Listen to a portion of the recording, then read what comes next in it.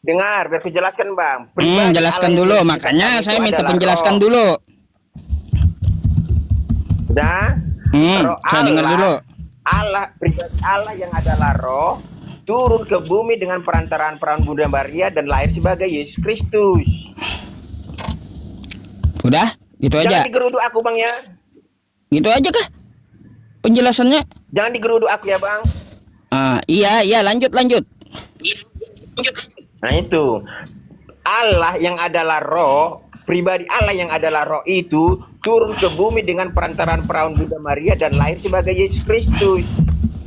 Udah, Nah, apa lagi? apakah Allah SWT itu bisa jadi manusia, Bang? Nah, ini. Udah saya perlu tanggapi. Ya.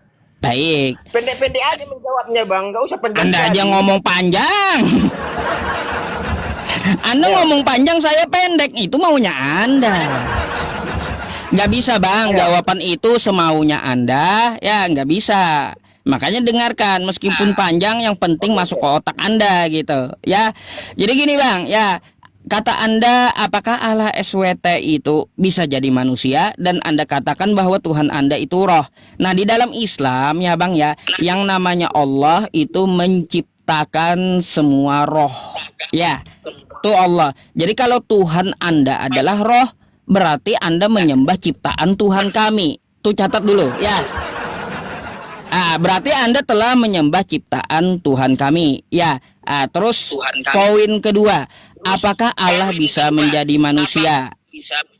Bang, ini pertanyaan abang ini sama dengan pertanyaan VT saya barusan. Saya mau tampilkan VT saya sebentar ya. Nih. Ada jawabannya langsung, sabar ya. Nih ya bang ya, saya tampilkan dulu.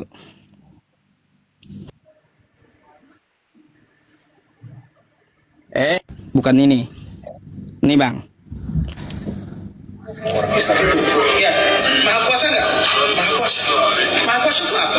Artinya maha segalanya. Bisa segala sesuatu. Bisa. Sekarang saya tanya, kalau Tuhan mau jadi manusia bisa atau tidak?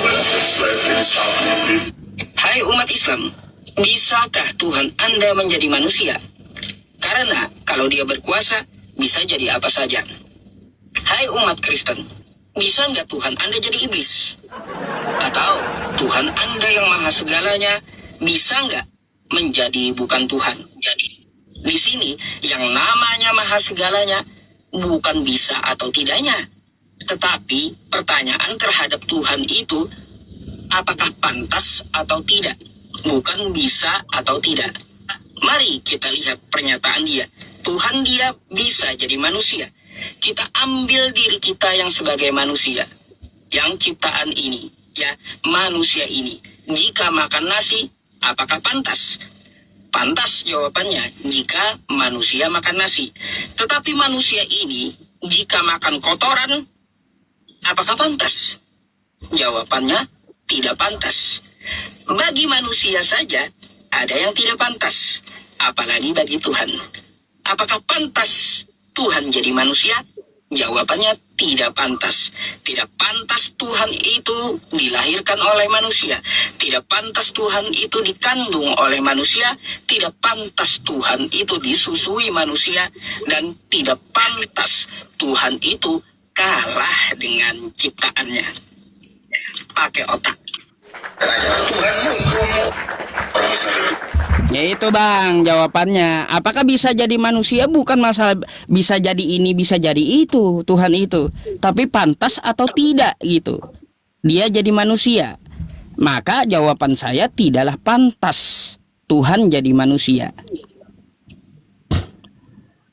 Tadi Abang tanya tadi apakah Tuhan bisa menjadi iblis? Iya betul. Saya tanyakan di Kristen, hai umat Kristen, apakah Tuhan Anda yang bisa jadi apa saja, yang maha segalanya, bisa jadi iblis? Untuk apa dia jadi iblis, Bang? Saya nggak nanya untuk apanya, bisa atau kagak. Karena itulah dia, Bang. Pribadi Allah yang di Alkitab kami itu maha berkehendak. Dia bisa menjadi manusia dengan perantaraan perawan Bunda Maria dan lahir sebagai Yesus Kristus untuk menunjukkan eksistensinya sehingga orang buta sekalipun dapat melihatnya. Nggak masalah bang, kalau tujuannya kayak gitu. Pertanyaan saya, bisa nggak dia jadi iblis? Untuk apa? Nah, saya nggak tanya untuk apanya, bisa nggak dia jadi iblis, gitu. Ada manfaatnya, Bang. Harus ada manfaatnya.